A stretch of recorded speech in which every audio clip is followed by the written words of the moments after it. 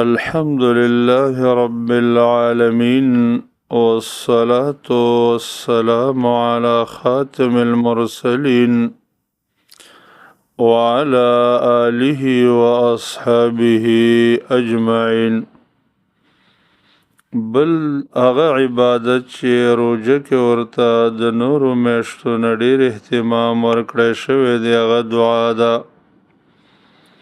همدغه وجه ده چې الله سبحانه وتعالی قرآن عظیم الشان کې کله د روزې بحث کوي او د روزې احکامات ذکر کوي، نو د هغې په آخره کې د دعا آیت راوړي چې وَإِذَا سَأَلَكَ عِبَادِي عَنِّي فَإِنِّي قَرِيبٌ أجيب دعوة الداعي إذا دعاني فليستجيبوا لي وليؤمنوا بي لعلهم يرشدون.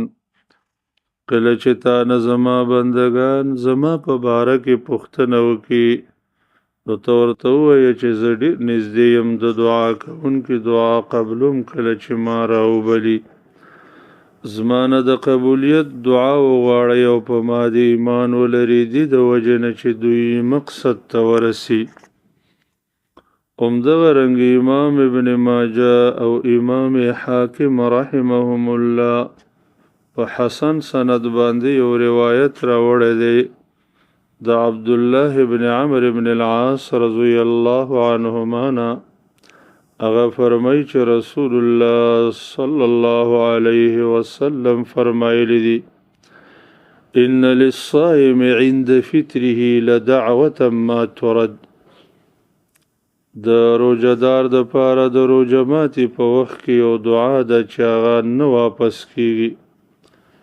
ابن ابي مليكه رحمه الله فرمایي وای ما د عبدالله ابن عمر رضی الله تعالی عنهما نه اوریدلي چې هغه به کله روژه ماتې کو نو دا الفاظ به ویل چې اللهم انی اسألک برحمتک التي وسعت كل شيء ان تغفر لي. الله زستا په هغه رحمت باندې دعا غواړم چې تا هر شي ته پراخه کړې چې ما ته بخښنه وکړي.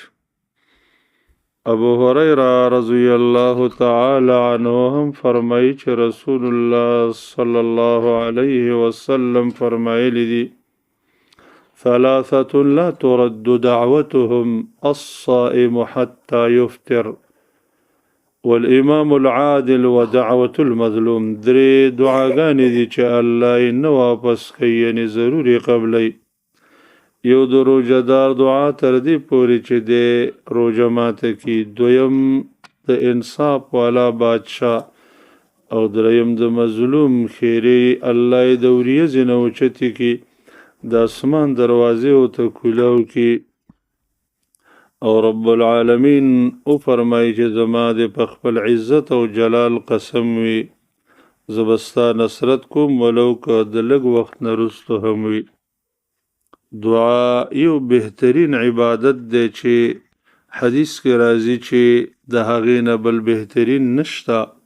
فرمایي لیس شیء اکرم علی الله من الدعاء.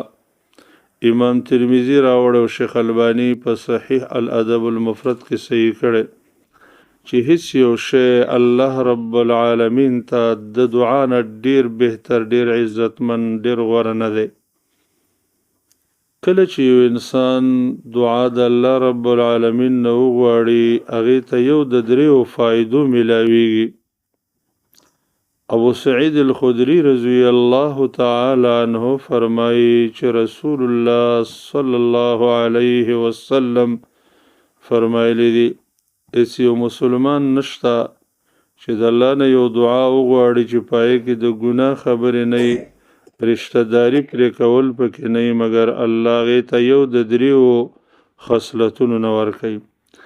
یا دا چې کومه دعا یې د الله نه غوښتلې د هغه الله ورکي، او یا یې الله آخرت ته ذخیره کی، او یا په دې یو مصیبت را رواني د دې دعاګانو په وجه الله هغه مصیبت هغه لرې کی. په دې وجه باندې زما خوږو ورونو په رمضان المبارک کې د دعاګانو ډیر اهتمام پکار دی. وجه دا ده چې دعا د مؤمن اسلحه ده او دا د دین په باره او د اسمانونو او دغه رنګې د ځمکو یو نور او رڼا ده. الله دې موږ او تاسو له د دعاګانو توفیق راکړي په ټوله زندګۍ کې او خاص کر په رمضان المبارک.